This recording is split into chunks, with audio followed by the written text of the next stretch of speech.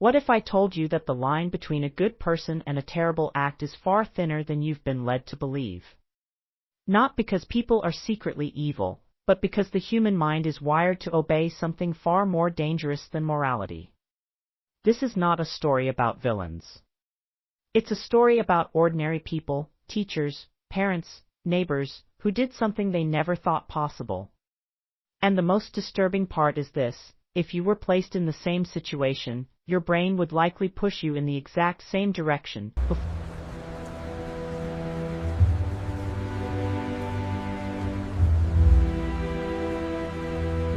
Before we begin, ask yourself one question: do you believe you are immune to manipulation? Most people say yes. And that belief alone may be the first weakness. Because the psychology trick we're about to uncover doesn't work by changing who you are. It works by changing what you think is expected of you. Here's the first uncomfortable truth. Human morality is not fixed. It is conditional.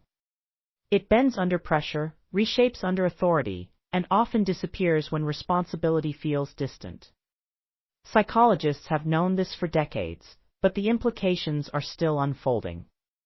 One experiment after another has shown the same pattern. When people believe responsibility belongs to someone else, their internal moral brakes begin to fail. Not slowly. Rapidly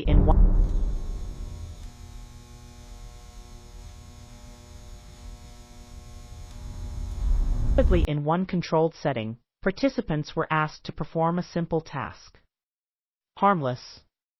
Boring. But with each step, they were nudged, just slightly, towards something uncomfortable. Not illegal. Not extreme. Just questionable. And almost everyone continued. Not because they wanted to cause harm, but because stopping felt like disobedience. This is the psychology trick at the center of it all: diffusion of responsibility combined with authority framing. When authority gives direction, the brain quietly rewrites accountability. I didn't choose this, it whispers. I was following a system. Now consider a second scenario. A workplace. Nothing dramatic. A mid-level employee is asked to approve a decision that will negatively affect strangers they'll never meet. The request doesn't come as a demand. It comes as a procedure. A form. A box to tick. The harm is abstract. The responsibility feels shared. And so the decision is approved. Later, when consequences emerge, the same person feels genuine shock. That wasn't my intention, they say, and they're telling the truth.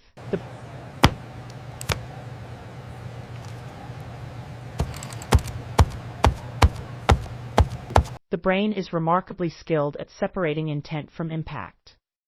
When harm feels indirect, moral alarms stay quiet. This isn't a flaw in character. It's a feature of cognition, but here's where the contradiction appears. When asked hypothetically, most people insist they would refuse. They imagine a clear line. A moment where they would stand up and say no. Yet real-world data shows that line is rarely recognized in the moment, because the mind doesn't cross moral boundaries in one step. It inches forward. Small yes after small yes. Each step justified by the one before it. Psychologists call this the foot in the door effect, but that phrase understates its power.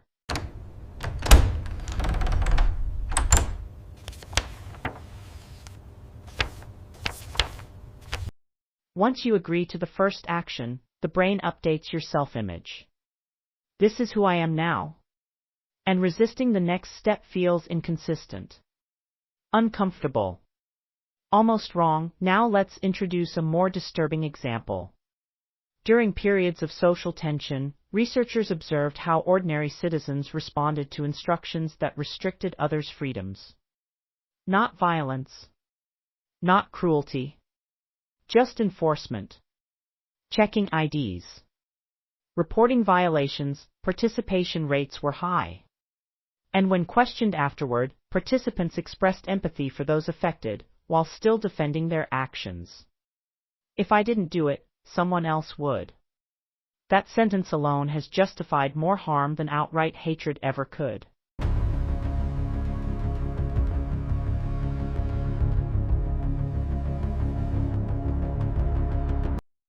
Of this mechanism, something chilling happens. The brain rewrites memory. After the fact, people remember their actions as less voluntary than they were. Responsibility shrinks in hindsight. I didn't have a choice. But the truth is, there were choices at every step. They just didn't feel like choices at the time. So what breaks the pattern? This is the part rarely discussed. Resistance doesn't begin with courage.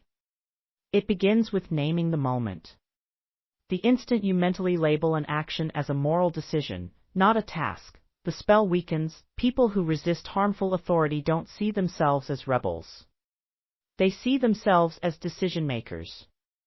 That distinction changes everything. And now the twist. The most dangerous version of this psychology trick isn't enforced by governments or institutions.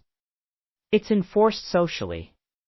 By norms, trends, online outrage, silent expectations.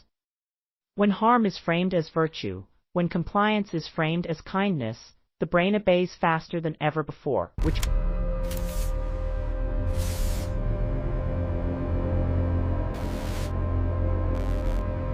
which brings us back to you. Because this isn't about history or experiments or other people. It's about the next moment you're asked to go along with something that feels slightly wrong, but socially correct. The moment responsibility feels shared. The moment stopping feels awkward.